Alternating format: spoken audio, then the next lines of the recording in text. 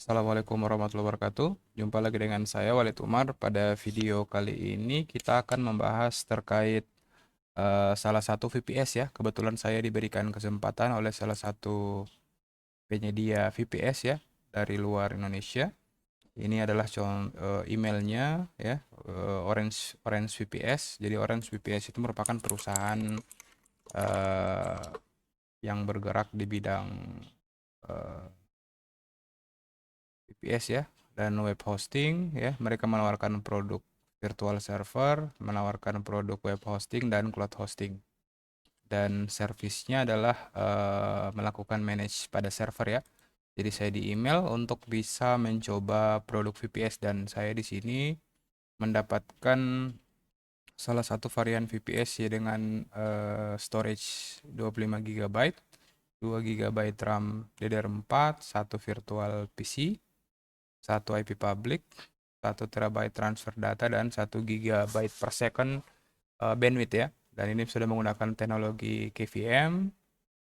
Jadi seperti biasa kita akan uji menggunakan 3 metode benchmark ya.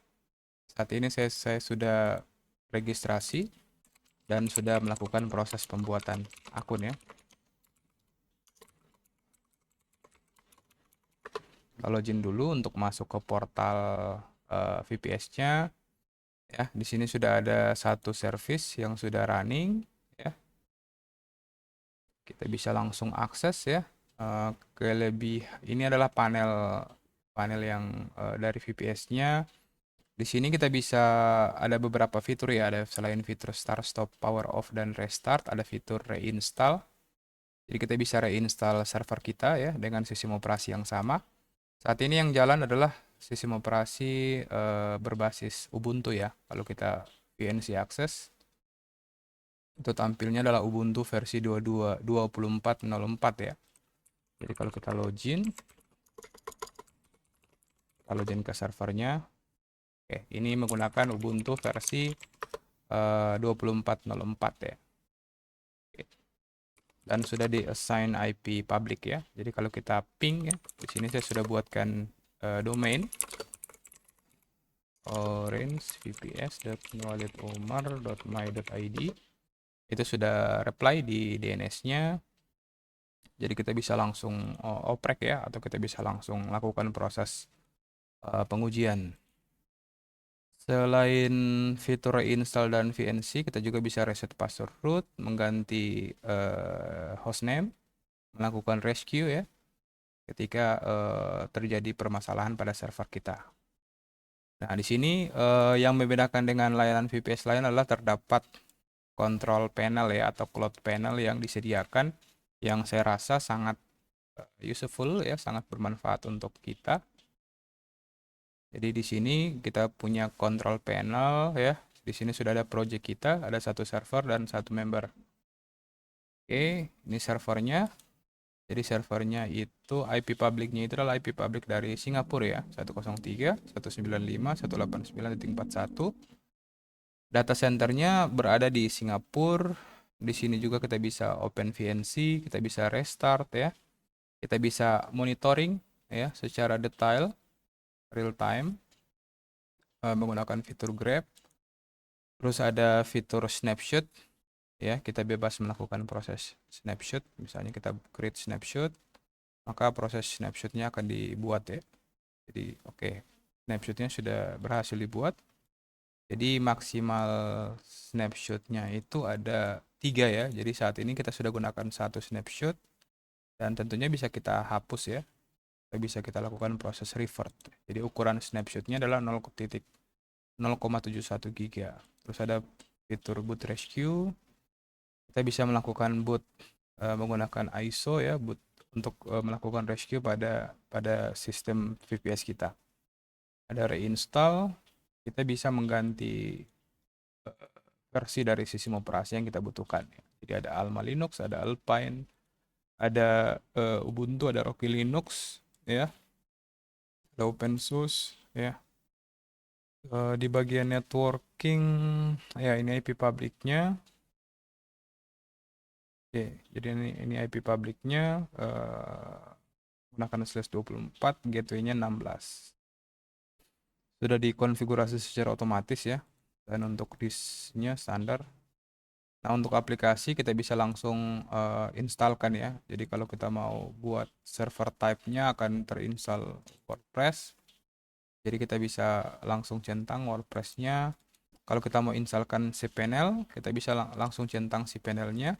Jadi semuanya bisa dilakukan proses instalasi secara otomatis ya. Jadi cPanel-nya ada cPanel yang jalan di Cloud Linux dan ada yang jalan di Ubuntu ya. Ubuntu 20.04.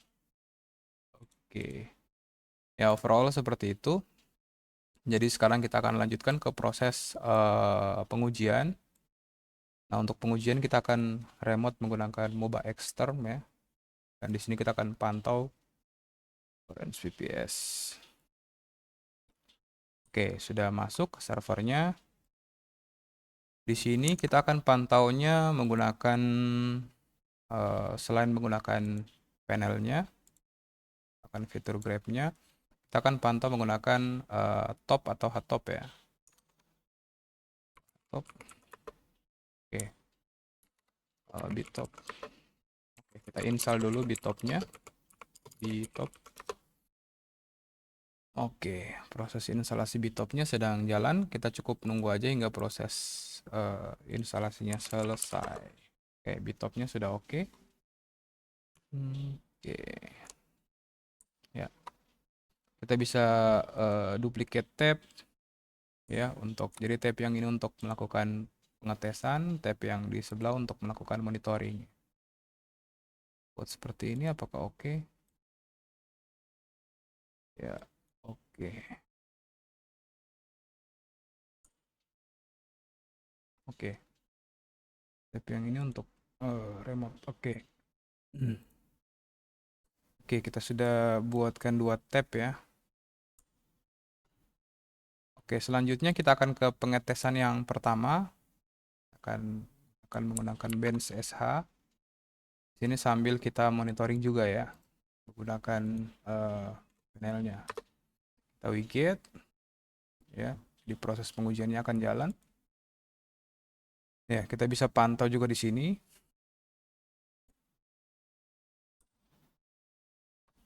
Ya, kita bisa lihat proses pengetesan IOPS-nya lagi jalan.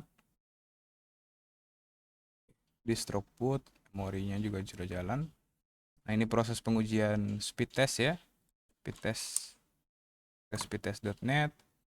Speednya sesuai klaim ya, 1 GB. Mencapai 933. Oke, ini pengujian yang sedang dijalankan. Kita bisa lihat, kita juga bisa pantau selain melalui Bittop, kita juga bisa pantau melalui dashboardnya ya, dashboard Grab-nya untuk bisa ngecek. Bisa lihat di throughput-nya itu mencapai 1 GB per second. Ya, ini dia akan melakukan proses speed test ke beberapa lokasi ya. Kita cukup nunggu aja hingga proses pengujiannya selesai. Oke, jadi sambil menunggu proses pengujiannya selesai ya, di sini ditampilkan juga spesifikasi dari CPU-nya ya yang digunakan, menggunakan Intel Xeon CPU. CPU-nya 21 GHz ya, 2,1 GHz. CPU cache-nya 116 KB. Total disk-nya adalah 24,1, total memorinya 2 GB. Uptime-nya baru 20 jam ya, karena baru saya aktifkan juga. Oke, itu proses speed test-nya ya. Jadi speed test-nya masih jalan. Jadi script-nya akan melakukan proses speed test ke beberapa lokasi ya. Beberapa lokasi untuk mengecek ya throughput yang dimiliki oleh layanan VPS ini.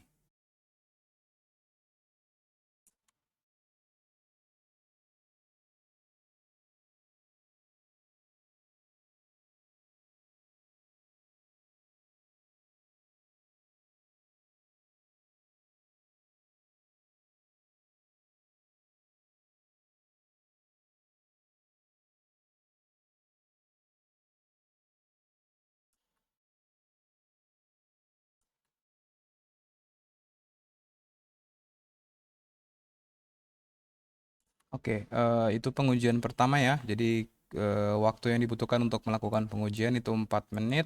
Ya, berikut adalah summary-nya ya. Jadi di speedtest.net latensinya 1 ms ya. Upload dan downloadnya maksimal ya di Los Angeles. Uploadnya 145, downloadnya 932, latensinya 237. Ke Dallas, ada juga ke Montreal ya, yang paling rendah mungkin ke Singapura ya. Jadi latensinya agak tinggi dan ke Mumbai. Oke, kita akan ke pengujian yang kedua menggunakan ABS ya. Kita lakukan proses speed test lagi, lakukan proses benchmark lagi ya. Oke, sedang dilakukan proses pengujian. Di sini pengujian disk throughput-nya ya. Disk throughput-nya, jadi di sini akan terlihat sekali throughput dari NVMe-nya ya. Kita bisa lihat di sini ada tool FIO yang digunakan dan load dari CPU-nya itu cukup besar ya.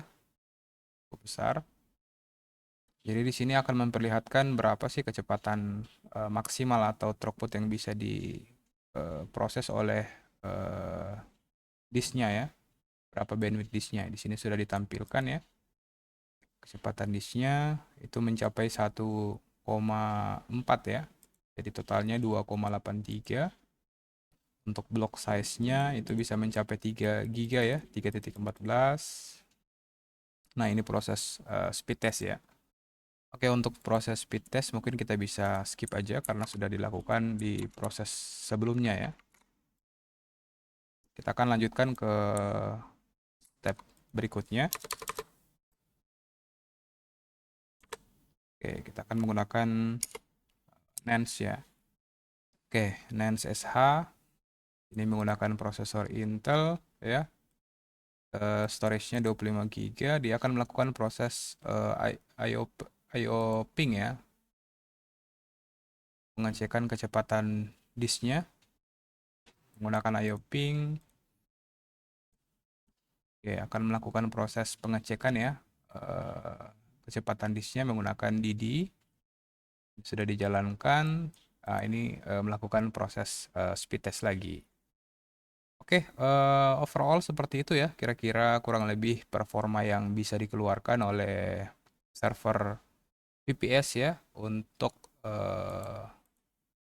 ini kalau tidak salah paketnya paket basic ya. Paket SG2, paket SG1 mungkin akan lebih rendah lagi speknya. Jadi kita di sini teman-teman bisa komen ya. Kira-kira VPS-nya enaknya kita instalkan apa ya atau kita konfigurasi apa. Jadi kayaknya baiknya kita akan coba untuk install cPanel ya. Kita akan coba install cPanel pada VPS-nya untuk bisa mencoba apakah layanan cPanel-nya jalan atau tidak. Seperti itu. Jadi kita akan coba beberapa aplikasi yang akan kita jalankan pada VPS yang kita dapatkan ya, mumpung waktunya masih ada untuk bisa kita review sama-sama. Kita akan coba install beberapa sistem operasi dan beberapa aplikasi untuk sebagai proses pembelajaran kita. Oke, sekian video tutorial kali ini. Semoga informasi yang saya sampaikan bermanfaat. Mohon maaf atas segala kekurangan. Wassalamualaikum warahmatullahi wabarakatuh.